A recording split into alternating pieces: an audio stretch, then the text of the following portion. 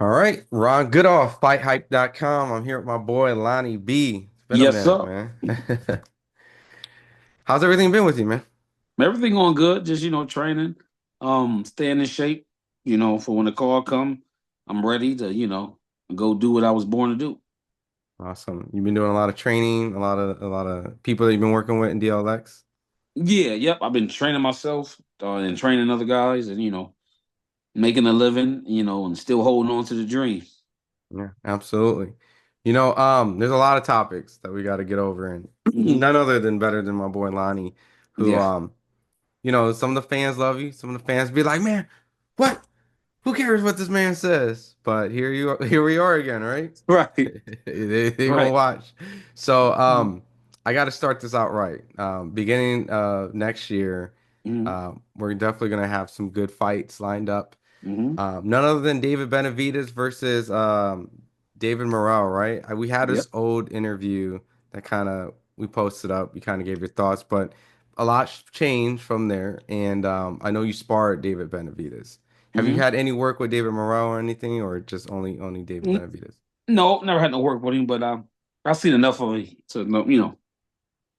Okay, so what do you think, man? What's your thoughts, man? Does Benavidez just go through and run through him after he went through Alexander Goschek? Like he said, if he gets past him, he's the real deal. Yeah, I think I'm leaning more towards David. When I seen him fight with David Morrell, Benavidez, right? Because I the mean, I road mean, David. yeah, Benavidez, yeah. I'm leaning more towards Benavidez. I think I saw David Morrell last fight with the kid Collegiate Hot Rod. Hot Rod, and oh, yeah, man. I seen him with Hot Rod, and I seen a couple holes in there that with David he can't do that. David is more of a killer. I thought Collegiate would beat David Morrell. I didn't think he would come out boxing like that.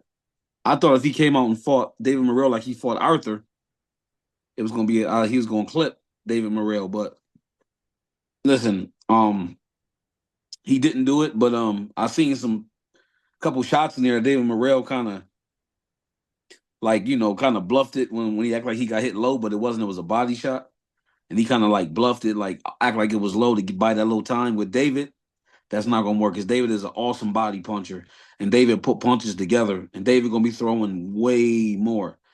You know what I'm saying? Like David's not gonna be David Benavidez is not gonna be trying to fight like he's just trying to go the distance.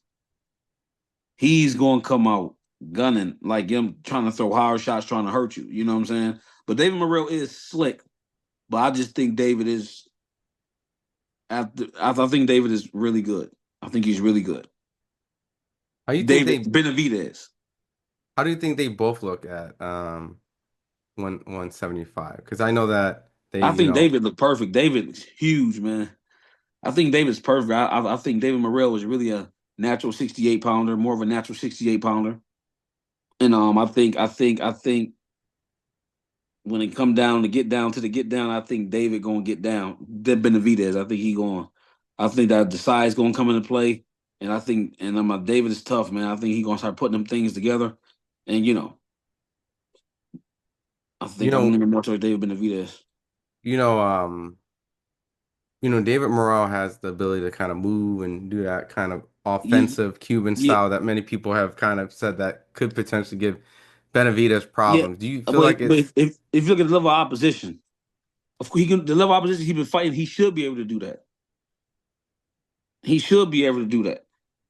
And mind you, David Morrell and them turned me down. It was like after I fought Uskatagi, it was like probably I want to wait, say hold on. There was a point in time that you and David Morrell were supposed to fight, they offered me to fight, and I said and yeah. you said yes. I said yes, and they called back and said they gonna go another route. And who did they go to after that? They fought some kid that he knocked out. I forgot some kid he knocked out. What's his name?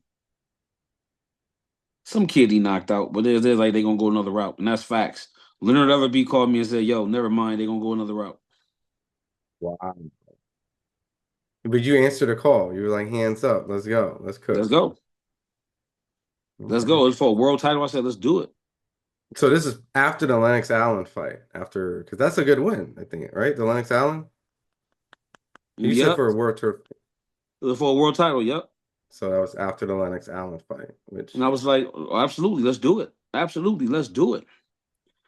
I ain't hesitate. I said, but I'm not fighting David for no 100K for no title fight at WBC. Nah, I ain't doing that. But David Morrell, yeah, come on, let's do it. I'll take that. I think he only had like 6 professional fights at the time too. so Benavidez fight was offered for 100K. What was the Morrell fight offered? 50. 50? Yeah, 50. So why? Just curious, because some fans are gonna start doing pocket watching stuff and be like, Right. "Oh That's yeah, yeah." cool. So I'm so cool. on the business side, right? Mm-hmm. It's you spar David Benavidez. You're familiar with Benavidez in this sense. Mm-hmm. Morrell, you're not. Mm-hmm. Lesser name, right? So, Mm-hmm. but why do the 50K fight, but not the 100K fight? Is it because it's not going to be Be- like a Go ahead. because it's like this, right? David Morrell, at the time, in my opinion, was inexperienced. He had 6 professional fights. He got the world title because they wanted him. It's politics. So the politics made sure he became world champion. And I seen him fight, and I just wasn't impressed. I'm like, he still got an amateurish kind of style, and I know exactly what to do. It's more of a safer, guaranteed win for me. Not saying David ain't, but for David's and his belt one he had, I forgot what belt he had, but I mean, WBA my regular. irregular. It was like okay, they just gave him that belt. So I'll take that for 50K. It's less of a risk. But with David, David is the WBC super middleweight champion of the world, the Mexican monster, the star of the division. Him and Canelo, the stars of the division. After I just beat a world champion, meaning Jose Uzcategui, well, I'll say former world champion for the people to say he was a world champion when you beat him. Yeah, but Caleb beat him. Caleb, and that was a good. It was a close fight. It was a close fight. David, the knockdowns got Caleb the win. But if Caleb didn't, knock him down, who knows? Like it could have been a draw or it was a close fight. You know what I'm saying? And mind you, he was the boogeyman. Uskatagi was the boogeyman of the division, and nobody would fight him. They went public and said that. When I said that, I called Floyd and said, "Yo, I'll fight him. I'll fight him. Let me fight him." So you're You know pretty what much I'm saying? saying, so you're saying that the fact that David Benavidez, because he was a bigger star, you're kind of like, I deserve more money because I this and, is. and the fact that they say in boxing you only as good as your last fight. If I would have beat a bum and they gave me a shot against David, I would have took the 100K because I'm like, they pretty much giving you an opportunity. But when I beat the former world champion, number one contender, first, that means my value goes up. That means I earned the right to make some money. Would you agree? I'm Yeah, I fighting. mean, I'm fighting two world champions, two of the toughest world champions, back to back, and I'm not even clearing 100K. I can't even go buy a house after paying everybody. And you mind you, wish. I put my dues in. I put my dues in. I worked hard. I waited. I sat down. I sat on the sideline, watched other people make money. And I know for a fact that David opponents get a minimum of a half a million. That's something I know for a fact. I mean, Oh I mean, shit. I'm sorry. Yeah, half a million, 500,000, something like that. So when I didn't fight him, they fought David Lemieux. I went to camp with Arthur. David Lemieux be in the gym. I said, "Hey, I'm just curious, how much you get paid for that fight?" He's like, "I got 475,000." Oh, And he okay. was world champion 20 fucking years ago.